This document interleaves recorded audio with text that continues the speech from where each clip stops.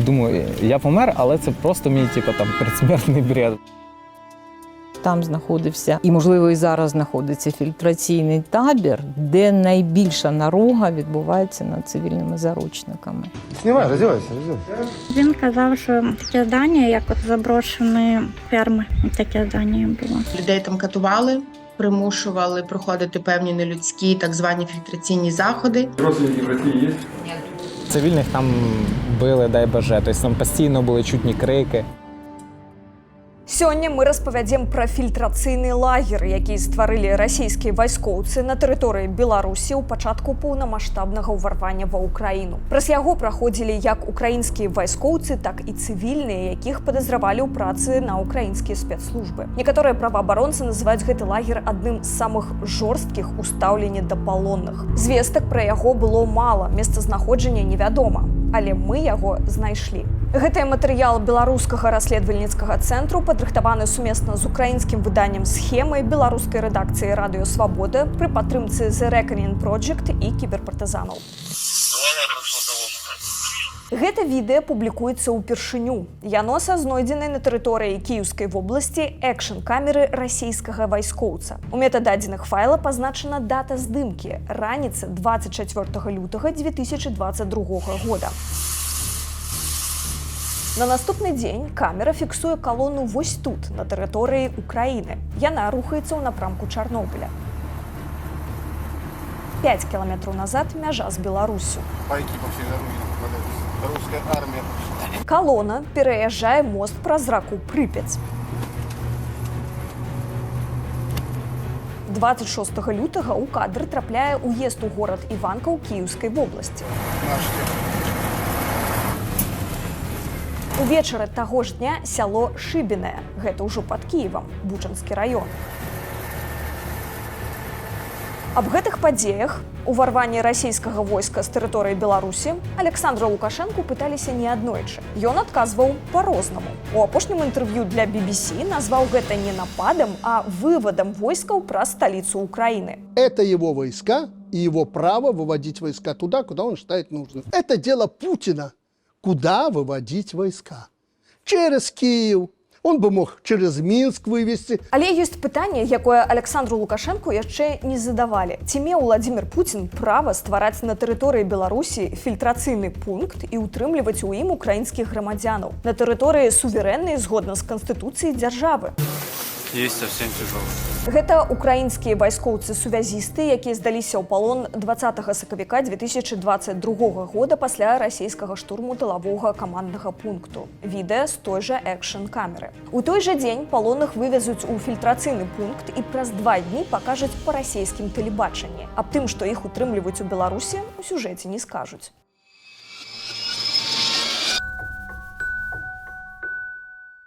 Ад украінскай вёскі Аранае да мяжы з Беларусю крыху больш за 45 кіламетраў. У 2022 годзе Аранае, як і іншыя населеныя пункты паўночнай часткі Кіеўскай вобласці, апынулася пад расійскай акупацыяй. У 4 часа вечора у нас уже русские були, доїхали до нас. Двух сыноў мясцовай жыхаркі Ларысы Ягадзінскай у канцы сакавіка 2022 года схапілі і вывезлі ў Беларусь расійскія вайскоўцы. І калі малодшага Владзіслава, на той час непаўналетняга, атрымалася вярнуць дадому з мазырскага дзіцячага дому, то старэйшага павезлі далей на тэрыторыю Расійскай Федэрацыі. Са словаў маці, ён дагэтуль у палоне. 19 числа це у дочки пропав чоловік і брат чоловіка.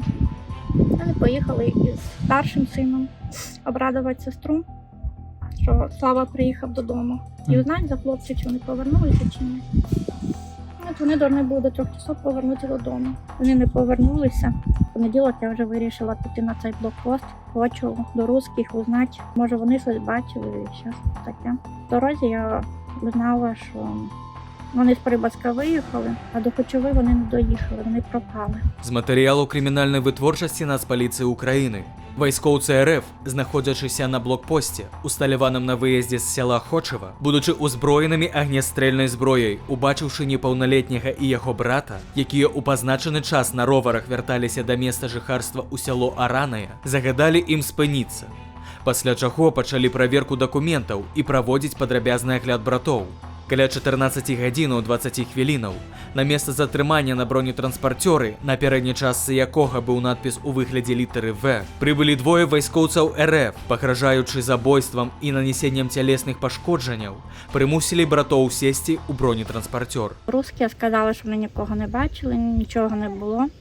Так, у чэрвені 2022 года выглядалі рэшткі расійскага блокпоста. Тут, паводле звестак украінскіх паліцыянтаў, і спынілі братоў Ягадзінскіх. Непаўналетні на той час Уладзіслаў так апісаў маці сваё затрыманне. На блокпосту сказали, що вони читають колону, так як вони зупинили колону, пропускали. Сказали, що диверсанти, і забрали їх. Вивезли в Чорнобиль.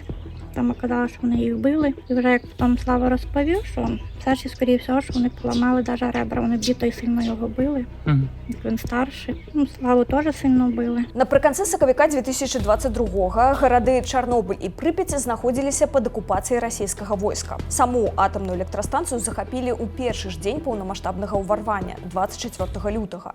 Станция контролируется русскими войсками. Обстановка здесь спокойная. На Кіўшчыне сустрэў вайну Віктор. Мы змянілі імя па ягонай просьбе. Ён украінскі вайсковец. У палон да расейцаў трапіў прыкладна ў той жа час, што і браты Ягадзінскія. Віктора абмянялі сёлета. 31 марта нас вывезли. Нас перевозили именно российские россияне. То есть они были в своей форме. Агульна ў гісторыі вайскоўца Віктора і Уладзіслава Ягадзінскага, і маршрут, па якім іх вывозілі з Украіны, і месца, куды іх пасля даставілі. Абодва называюць пасёлак Нароўля ў Беларусі. У нас были завязанные глаза, в автозаке нас везли, и он тоже товарищ, мы вместе были. Говорит, что вроде Наровля, слышал. А как вы поняли, что это именно Наровля? Я вже понял, коли мене перевели на прикордонну службу. Там були прикордонники, я у них спитав, де вони сказали, Білорусія Наровля. Таке здання, я зараз не знаю, як сказати. Таке здание, наче колгосп, які типу заброшене здание, да и все. Видно, что это было какой-то крупный колхоз, потому что территория большая была. Стояло дуже багато техники, то есть танки там стояли, там соскизушки, то есть проезжали, то есть там или ремонтная база у них, или перевалочная база была, что там техники тоже было багато.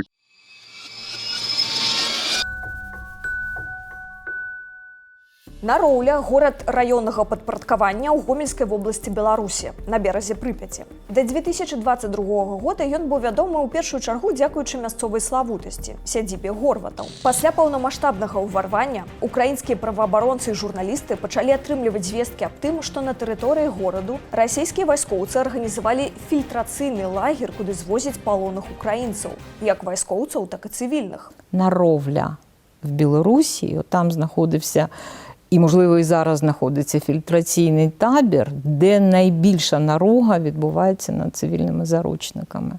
Розумієте? І я впевнена, що і Білорусь також буде притягнута до відповідальності. Декількома партіями людей, наприклад, із Гостомельського аеропорту цивільних полонених вивозили. Це було десь на початку березня, всередині березня, і коли росіяни вже втекли з Київщини. І кожна людина з цієї партії, так званої, вона говорила, що ми зупинялися в Білорусі. У мене є клієнтка, це мама молодого хлопця, 24 роки, який був, власно, затриманий в березні 22-го року військовими Російської Федерації. Його затримали разом з батьком в місті Гостомель, це Київська область, і він був примусово депортований до міста Наровля, Білорусь, де їх двох утримували в фільтраційному таборі. Батько свідчить про те, що людей там катували. Але з визначеннем дакладнага месца размяшчэння лагера паводле звестак украінскага медыа Бабель у праваахоўнікаў узніклі праблемы. Маўляў, следчыя кажуць, што людзі, якіх атрымалася адтуль выцягнуць, не могуць дастаткова падрабязна яго апісаць. На наш запыт ва украінскай пракуратуры таксама адказалі, што не змаглі вызначыць лакацыю.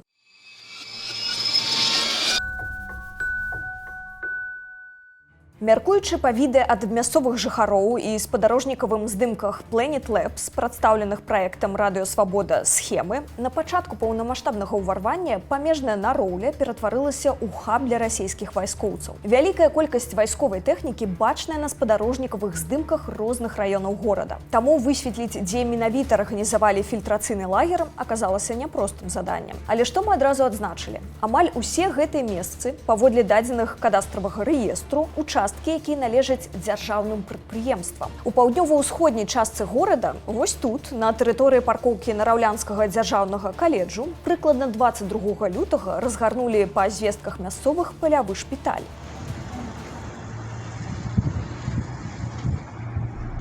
Праз дарогу ад яго на тэрыторыі філіялу аўтобуснага парку нумар 2 дзяржпрадпрыемства Гомель-Аблаўтатранс стаяла расійская вайсковая тэхніка. Тэхніку бачна на спадарожнікавых здымках Planet Labs за красавік 2022 года бліжэй да Прыпяці, на тэрыторыі дзяржаўнага прадпрыемства Нараўлянская аперацыйная механізаваная калона нумар 107. Яшчэ адна кропка больш на поўнач на вуліцы Камсамольскай. Гэта тэрыторыя прадпрыемства Прыпяцкі альянс, якое ўваходзіць у структуру Белкапсаюзу Савету міністраў Рэспублікі Беларусь. Аб тым, што тут стаялі расійскія вайскоўцы, БРЦ пацвердзіла і мясцовая жыхарка. Это раньше, як российские будете солдаты, так там рядышком стояли, а не рядышком. Ну, не у него же они стояли. А рядышком это где? На Комсомольской?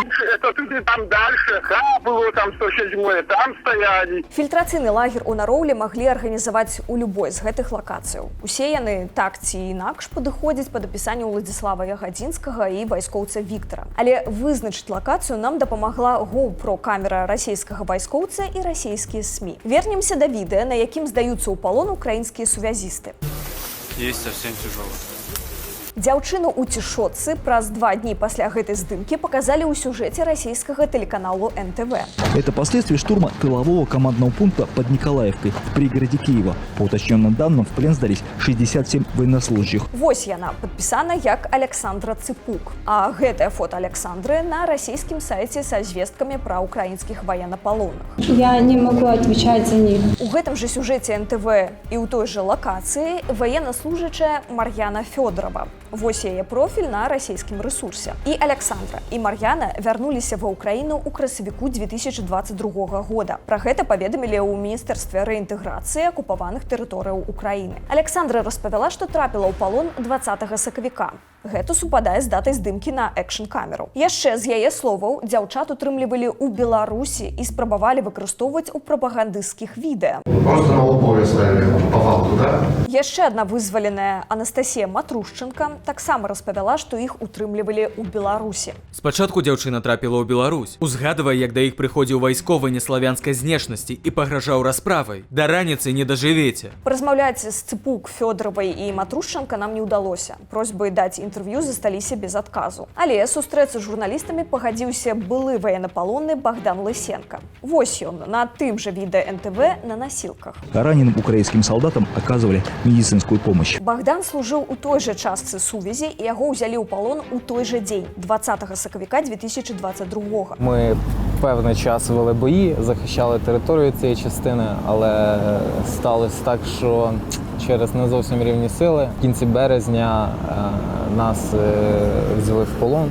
Це групу зв'язківців. Богдан описує місце утримання гэтак же, як Уладзіслав Ягадзінський, військовець Віктор. Сільськогосподарська місцевість, може, я не знаю, бивший колгосп якийсь, тракторна база або ще щось. І каже, що сюжет НТВ здимали менавіта у гэтым місці, у городі Нароўля. Нароўля це була така, пропагандистська картинка, що ми такі, людяні, але насправді ніхто ж не показує з їхніх там, як там допитували цивільних. А цивільних там били, дай боже. Тобто там постійно були чутні крики.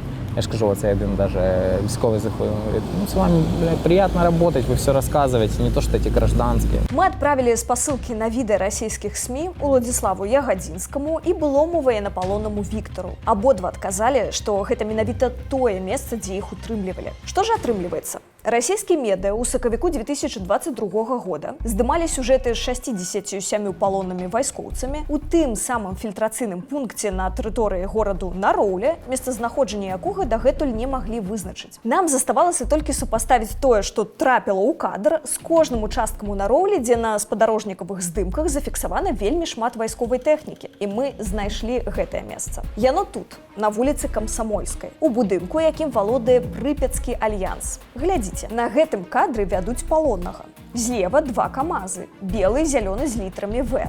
Ззаду будынак з паўразбураным дахам. Справа ад яго прамавугольны белы намёт. Іншы ракурс. Теж 2 камази, той же паўразбураны дах. Глядзім на спадарожнікавы здымак. Вось будынак з паўразбураным дахам, а справа ад яго белы прамавугольны намёт. Намёт пабольш мы знайшлі на відэа РИА Новосці. І вось зноў наш будынак з паўразбураным дахам. Мяркуючы па спадарожнікавых здымках, расійскія вайскоўцы былі тут як мінімум да пачатку траўня 2022 года. Калі УСУ дэакупавалі Кіеўскую вобласць, відавочна, маршруты транспарціроўкі палонных змяніліся. Мы патэлефанавалі ў Прыпецкі альянс, кампанію, якой валодае Гомельскае абласное спажывецкае таварыства. І на адным з аб'ектам якога у Нароўлі дзейнічаў фільтрацыйны пункт. На участке, которое принадлежит государству, какой-то странный, непонятный фильтрационный лагерь, где содержат людей. Это вообще нормально? Это противоречит закону. Так, это сюда. Вы, пожалуйста, обратитесь в исполком. Мы патэлефанавалі і старшыні нараўлянскага выканкама Уладзіміру Пятровичу Антоненко. Ён былы вайсковец са службы бяспекі Лукашэнкі. Владимир Петрович? Да. Здравствуйте, беспокоит вас из БРЦ. Подскажите, а что это, почему на территории вашего района в 22 году стояли русские военные, разбили фильтрационный лагерь? Это законно? Откуда вы звоните мне? Белорусский расследовательский центр. Девушка, по-моему, ошиблись. Я за это... Ну, то есть вы не в курсе?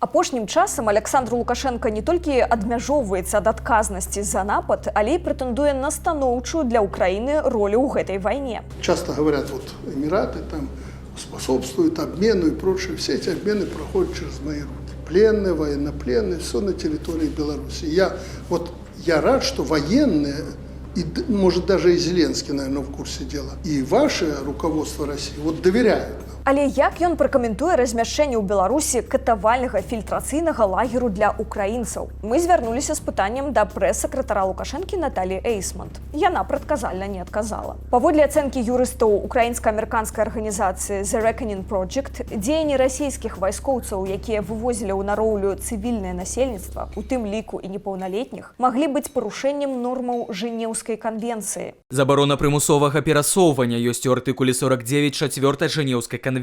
4-я Жэнеўская канвенцыя – гэта канвенцыя, якая распаўсюджваецца на цывільных асобаў. Незаконная дэпартацыя або прымусовае перасоўванне з'яўляецца міжнародным злачынствам. Коли ми говоримо про вивезення цивільного населення за кордон держави, громадянство якої вони мають, тобто, наприклад, українців на територію Білорусі, то маємо розуміти, що таке вивезення допустимо лише в обмеженій кількості випадків. В інших випадках воно вважається злочином депортації. Депортація – це одночасно і воєнний злочин, але якщо ми зважаємо на масштаби та систематичність, якщо це перетворюється на політику винних осіб, то це також може бути злочином проти людяності. Коли ми говоримо про винятки, коли це могло би бути дозволено, то такими винятками є евакуація з безпекових міркувань самого населення, а також абсолютна військова необхідність. Що коли росіяни на територію окупованої Київської, Чернігівської областей вивозили штабелями людей на власну територію або на територію Білорусі, ймовірно, це не підпадало під визначення евакуації, тому що таким чином вони лише хотіли спростити собі ведення військової операції. Дзеянні ўлады ў Беларусі таксама можна кваліфікаваць як міжнароднае злачынства. Яны дазволілі расейцам размясціць на тэрыторыі суверэннай дзяржавы фільтрацыйны пункт, дзе ўтрымлівалі не толькі вайскоўцаў, але і украінскіх цывільных, у тым ліку дзяцей. Есть ли здесь в этом ответственность Лукашенко? Я впевнена, що так. По-перше, ці фільтраційні в'язниці, вони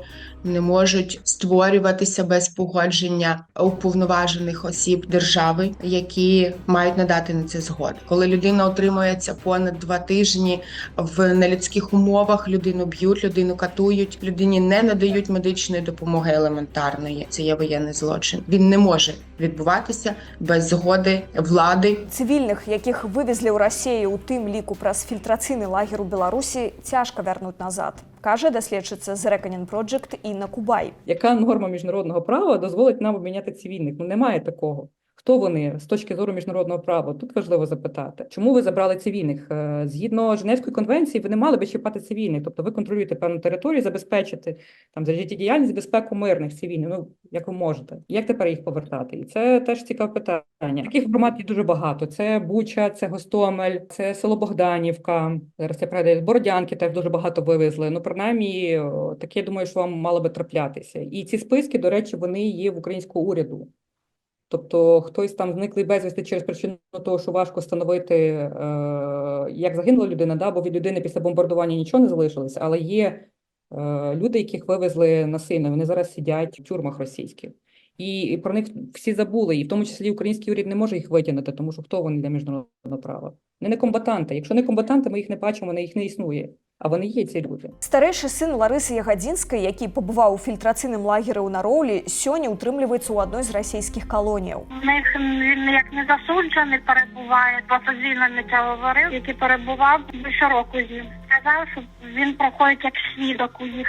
Сведкі чаго і па якой справе ёй невядома. Больш у жанчыны няма ніякай інфармацыі пра сына, як і пра магчымы тэрмін ягонага вяртання. З моманту затрымання прайшло ўжо больш за 2 гады. Дык вось, БРЦ разам з беларускімі і украінскімі калегамі вызначылі дакладнае месцазнаходжанне фільтрацыйнага лагера, створанага расійскімі вайскоўцамі на тэрыторыі Беларусі ў пачатку поўнамаштабнага ўварвання ва ўкраіну. Гэты лагер дзейнічаў на тэрыторыі дзяржаўнага прадпрыемства. У ім утрымлівалі як украінскіх вайскоўцаў, так і цывільных асобаў. Некаторыя з палонных дагэтуль у няволі. Калі яны змогуць вярнуцца, невядома. На сёння ў нас усё. Калі ласка, пастаўце лайк і падпішыцеся, калі гэта для вас бяспечна. І шчыра дзякуй нашым патронам, якія дапамагаюць нам у падрыхтоўцы расследаванняў. З вами была Алёна Чарняўская. До сустрэчы.